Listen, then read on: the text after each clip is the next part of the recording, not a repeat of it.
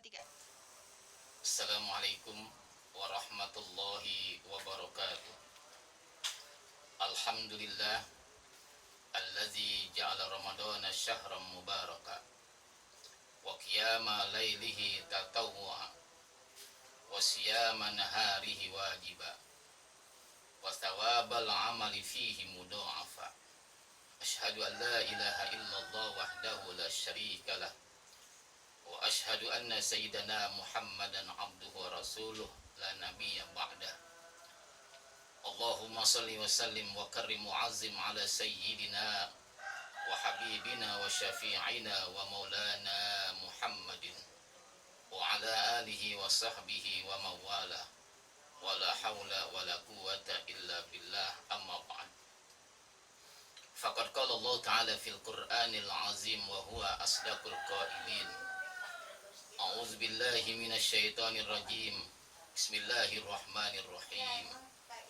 Ya ayyuhalladzina amanu kutiba alaikumus syiyam kama kutiba alal ladzina min qablikum la'allakum tattaqun. Wa qala an-nabiy sallallahu alaihi wasallam, man shoma ramadhana imanan wa ihtisaban ghufira lahu ma taqaddama min dhanbi.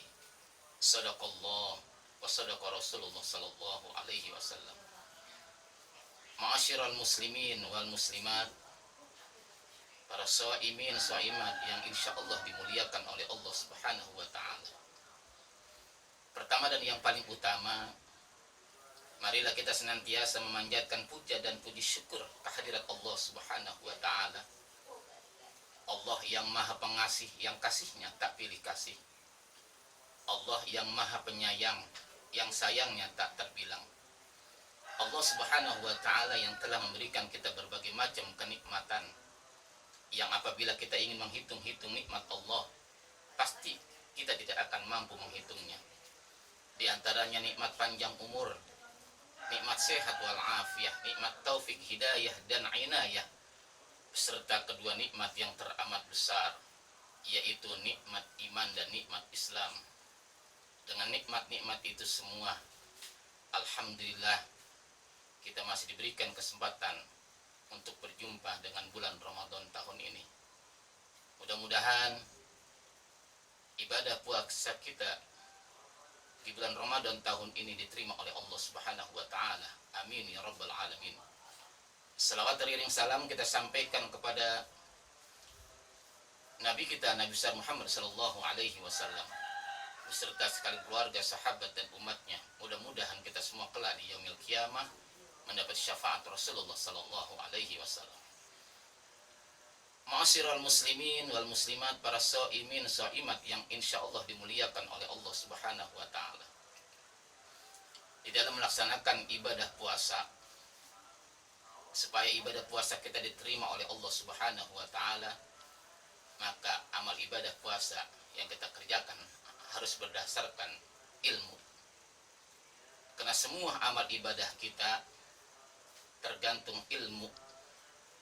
Kita melaksanakan ibadah sholat tanpa ilmu, ditolak sholat kita oleh Allah Subhanahu wa taala. Tidak diterima sholat kita oleh Allah.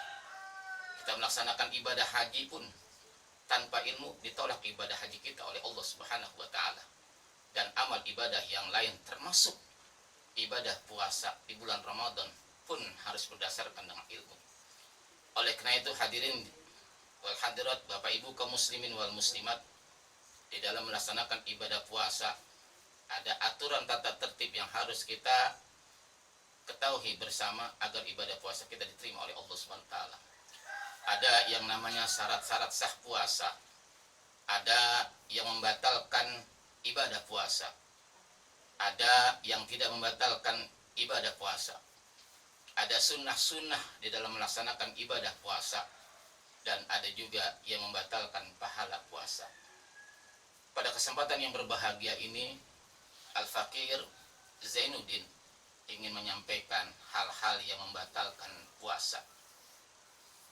Adapun yang membatalkan puasa diterangkan di dalam kitab-kitab fikih. Di antaranya makan, minum, jima atau bersetubuh dengan istri di siang hari dengan sengaja, maka itu makan, minum, jima kita lupa, maka tidak batal puasa kita. Dan disuruh sempurnakan ibadah puasa kita oleh Allah dan oleh baginda Rasulullah SAW. Kita makan, minum, lupa tidak batal puasa, saudara sekalian. Bapak, ibu di siang hari masuk ke dapur, nyendok nasi, makan satu piring bahkan nambah, lupa, nggak batal puasanya. Kenapa? Karena lupa. Tapi abong amat sih, lupa nambah. Ma'asyiral muslimin wal muslimat yang dimuliakan oleh Allah. Kemudian muntah dengan sengaja, itu pun membatalkan puasa. Muntah, ada usaha ingin memuntahkan diri atau ada usaha ingin muntah, maka muntah dengan sengaja, itu pun membatalkan puasa kita. Kemudian keluar darah haid bagi wanita, sedang puasa datang bulan maka batal puasanya. Kemudian beranak wiladah, itu pun batal puasa. Gila di siang hari di bulan Ramadan batal puasa. Jam 1 kita tiba-tiba gila, naudzubillah, maka itu batal puasa kita. Juga murtad, keluar dari Islam, lagi puasa, dapat ujian dan cobaan yang besar, dahsyat dari Allah Subhanahu wa Ta'ala. Misalnya keluar dari Islam, murtad, itu pun membatalkan puasa kita. Itu hal-hal yang membatalkan puasa kita. Kemudian ada hal-hal yang membatalkan pahala puasa, jemaah sekalian. Puasanya tidak batal, tapi pahalanya batal. Tidak ada pahala di hadapan Allah Subhanahu wa Ta'ala. Kita puasa seharian, bahkan sebulan penuh, enggak ada pahalanya di hadapan Allah, yang hanya kita peroleh lapar dan haus. Sebagaimana Rasulullah SAW bersabda, "Kam min sha'imin laisa lahu min siyamihi ilal ju' wal 'atas." Berapa banyak orang yang berpuasa dan tidak mendapatkan hasil pahala dari Allah kecuali hanya lapar dan haus saja. Ada berapa hal-hal yang membatalkan pahala puasa? Rasulullah SAW menerangkan dalam satu hadis, kata beliau, khamsatun tuhbitus saum ay tubtilu sawabahu. Ada 5 perkara yang bisa membatalkan pahala puasa. Yang pertama kata Rasulullah, al-kadzibu, dusta, bohong. Bohong, dusta, itu bisa membatalkan pahala puasa. Puasanya tidak batal, tapi pahalanya tidak ada di hadapan Allah. Oleh karena itu, jauhi dan hindari kita untuk berkata dusta atau bohong. Yang kedua, wal ghibah. Apa itu ghibah? Menceritakan keburukan, aib orang lain. Kita sedang puasa, tapi kita menceritakan keburukan orang lain, aib orang lain, itu pun membatalkan pahala puasa. Yang ketiga, wan namimah, tukang ngadu domba. Nah, orang yang tukang mengadu domba dalam melaksanakan ibadah puasa, itu pun membatalkan pahala puasa. Yang keempat kata Nabi, wal yaminul gomus, yaitu sumpah palsu. Ketika dia sedang melaksanakan ibadah puasa, kemudian dia bersumpah palsu, bersaksi palsu. Orang yang benar dibilang salah, orang yang salah dibilang benar. Dia bersaksi palsu, maka saksi palsu itu bisa membatalkan pahala puasa.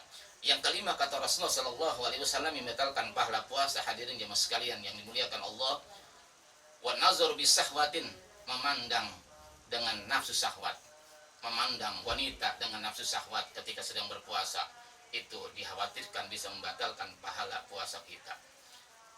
Ma'asyiral muslimin wal muslimat, para shaimin shaimat yang insya Allah dimuliakan oleh Allah Subhanahu wa Ta'ala. Demikianlah yang dapat Al-Fakir sampaikan di kesempatan yang berbahagia ini. Mudah-mudahan ada manfaatnya, ada hikmahnya yang kita bisa ambil untuk memperbaiki amal ibadah puasa kita di bulan Ramadan. Demikian, mohon maaf. Wassalamualaikum warahmatullahi wabarakatuh.